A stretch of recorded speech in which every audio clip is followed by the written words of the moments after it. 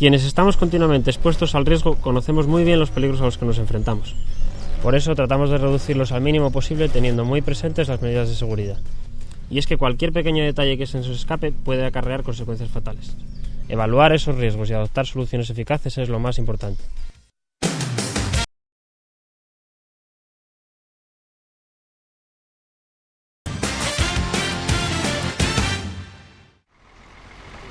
Los accesos a la obra deben ser cómodos, seguros y fáciles. El acceso de las personas tiene que ser independiente al de los vehículos. El acceso de las personas al fondo de la excavación se realizará mediante una escalera sólida que disponga de barandilla con pasamanos a una altura superior a 90 centímetros, listón intermedio y rodapié. En caso de coincidir con el acceso de vehículos, la separación entre ambos debe ser clara y estar debidamente señalizada, incluso de noche. Deberán preverse vías seguras para entrar y salir de la excavación. La rampa de salida de los vehículos se iniciará con un tramo longitudinal de 6 metros como mínimo y la pendiente será inferior al 12% en los tramos rectos y al 8% en las curvas. La excavación debe estar cerrada con vallas de 2 metros de altura, situadas a 1,50 del borde del vaciado. En zonas de borde accesibles a personas, se tienen que instalar barandillas de protección.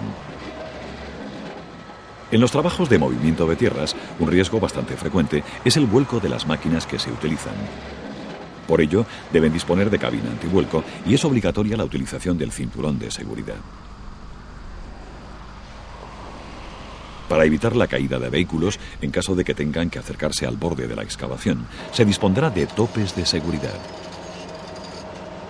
En los trabajos en zanjas te expones a varios riesgos, entre ellos el atrapamiento o sepultamiento por desprendimiento de tierras.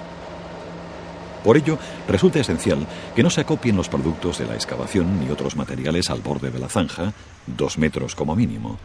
Que se realicen inspecciones periódicas para comprobar la estabilidad de las paredes y que se utilicen sistemas de intibación, blindaje, tendido de taludes u otras medidas adecuadas. A veces una muerte o una lesión grave en una zanja puede deberse a un intento de rescate mal concebido. Nunca debe utilizarse la maquinaria de excavación para este fin. El rescate siempre se hará a mano.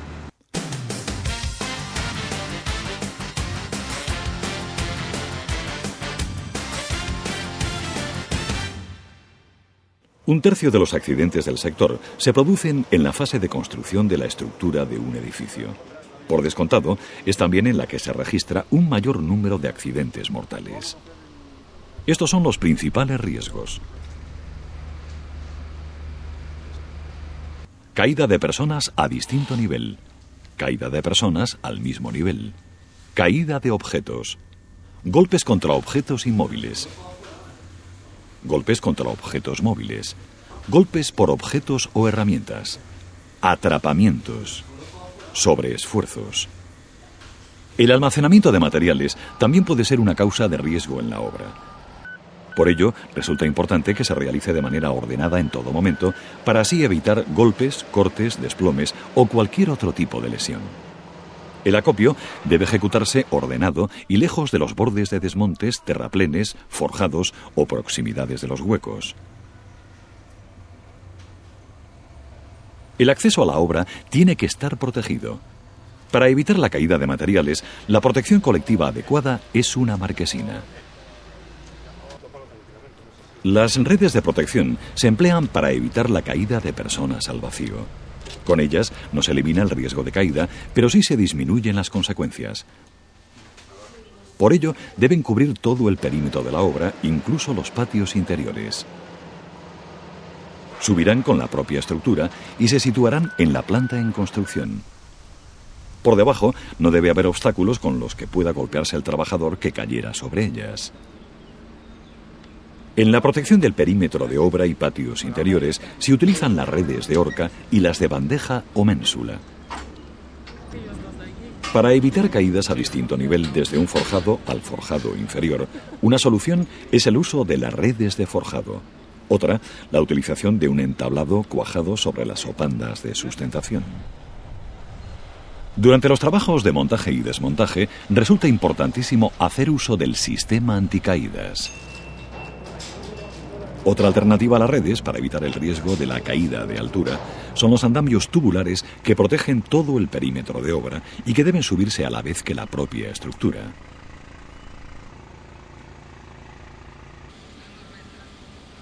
Uno de los medios auxiliares más comunes en la estructura son las escaleras de mano. Estas deben ser sólidas, resistentes y estables. Provistas de zapatas antideslizantes, tienen que sobrepasar en 1 metro como mínimo el punto superior de apoyo. Sus peldaños estarán ensamblados. También se utilizan las plataformas de hormigonado o castilletes, que han de disponer de una protección perimetral con barandillas, listón intermedio y rodapié. Las pasarelas deben de estar provistas de barandilla, listón intermedio y rodapié. Su piso será continuo de 60 centímetros de ancho como mínimo. Grúa torre. Está absolutamente prohibido hacer tiros oblicuos, arrancar objetos del suelo o paredes, balancear las cargas. Si las cargas tienen que pasar por encima de calles con paso de personas, prohibir el paso de viandantes y vehículos mientras se hace la maniobra y señalizar adecuadamente. Para la carga y descarga de materiales en planta, se han de utilizar plataformas voladas. El traslado de las cargas de puntales es extremadamente peligroso. Es necesario utilizar jaulas portapuntales.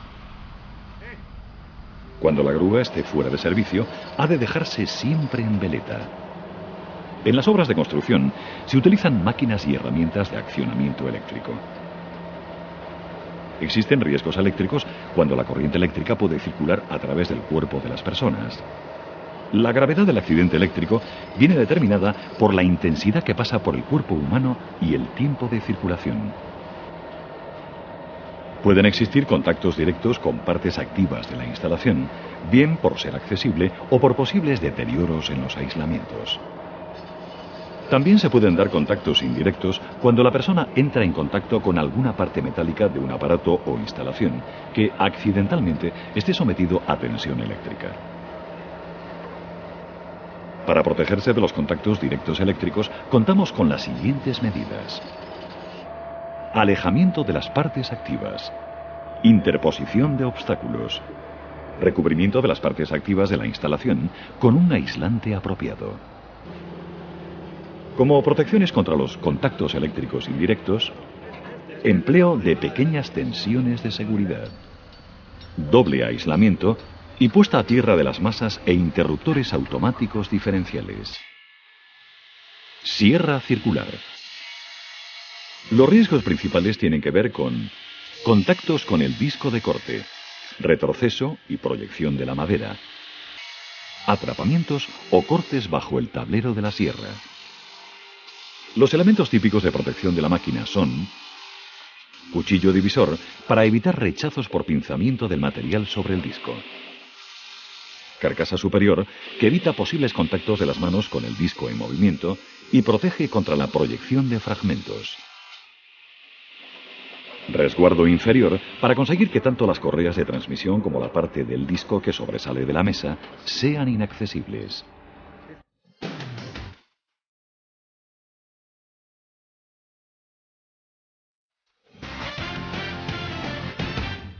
La caída de altura es un riesgo que sigue presente durante el cerramiento y ejecución de la cubierta. Los huecos de fachada y patios interiores se deben proteger con barandilla, listón intermedio y rodapiés de materiales rígidos y resistentes. La mejor protección para los huecos de escalera es el cerramiento de toda la caja, además de realizar el peldañado y colocar la barandilla y los rodapiés en sus lados libres. A los huecos de ascensor, dada su peligrosidad, se les debe dedicar una atención especial por parte de los responsables de la obra, cerrando el propio hueco en 3 lados del perímetro, desde el suelo hasta el techo. El acceso al hueco del ascensor se debe proteger con barandillas sólidas, siempre a más de 90 centímetros de altura, con listón intermedio y rodapié. Si no se va a levantar la tabiquería del hueco del ascensor y este carece de un mallazo metálico adecuado u otra protección, la solución idónea es cubrirlo en su totalidad con tablones y tableros clavados que tapen completamente el hueco. Los andamios de caballete o borriqueta que se utilizan en las proximidades de terrazas, huecos próximos a ventanas o galerías, constituyen un riesgo de caída, al quedar la protección general de la obra por debajo de los 90 centímetros de altura sobre el andamio. Las soluciones para proteger dichos huecos son varias. Por un lado, el cerramiento perimetral mediante largueros y tableros dispuestos horizontalmente a modo de barandillas a alturas superiores y por otro, mediante una red que cubra todo el hueco. Si se van a izar o a descargar materiales mediante grúa y maquinillo o winchi, utiliza siempre el arnés anticaídas.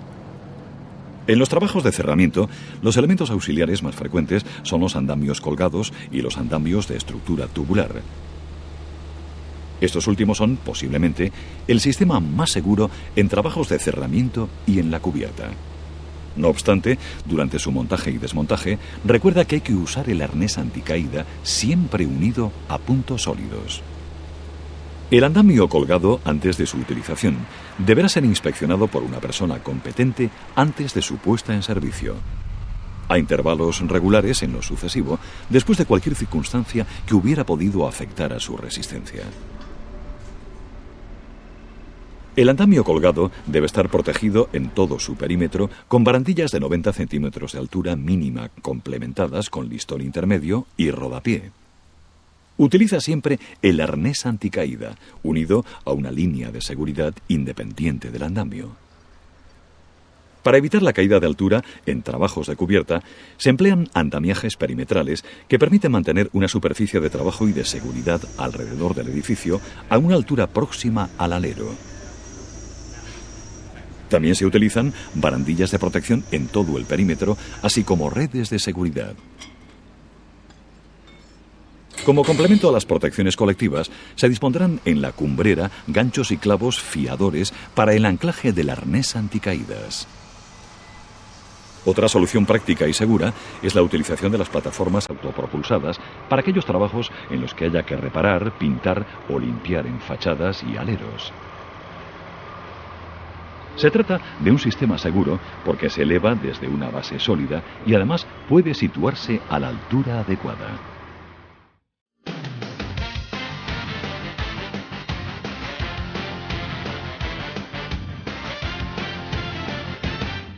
El sobreesfuerzo que está presente en todas las fases de la obra provoca en Asturias 1 de cada 4 accidentes con baja en la construcción.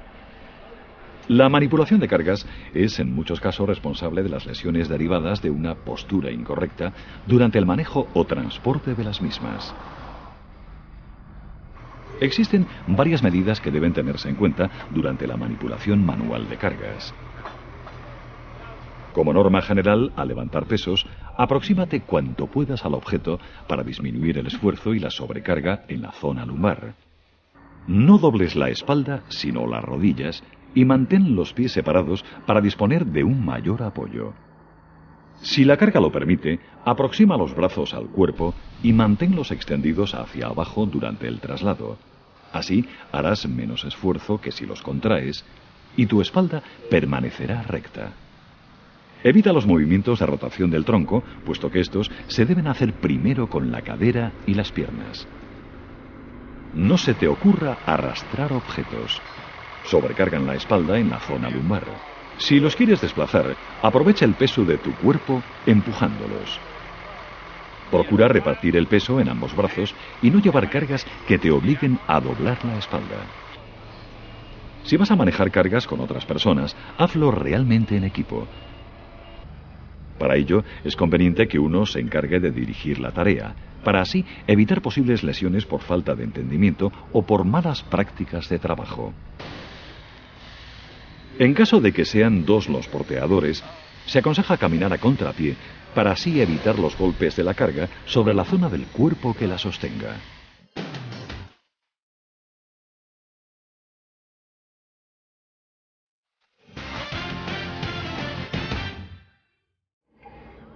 Los equipos de protección individual, EPIs, se utilizan cuando existen riesgos para la seguridad o salud de los trabajadores que no se hayan podido reducir con los medios técnicos de protección colectiva o las medidas de organización del trabajo. Tiene que quedar bien claro, en cualquier caso, que los EPIs no eliminan riesgos, sino que suprimen o reducen lesiones. El casco se usa para proteger la cabeza frente a golpes o caídas de objetos. El calzado de seguridad debe utilizarse siempre para evitar posibles pinchazos y golpes. Frente a cualquier riesgo de proyección de partículas y salpicaduras de productos químicos, recurre a los equipos de protección ocular. Utiliza el sistema de protección anticaídas en los trabajos de altura para complementar a las medidas de protección colectivas. Los equipos de protección respiratoria se emplean cuando existe ambiente pulvígeno. El ruido supone un riesgo en todas las fases de la obra. Recuerda que una exposición continuada a elevados niveles sonoros puede llegar a provocar una sordera irreversible, por lo cual debes utilizar orejeras o tapones. Los guantes de protección se emplean tanto para hacer frente a los riesgos mecánicos como a los químicos. Existen cremas específicas para proteger las manos de quienes trabajan con hormigones y ferrallas.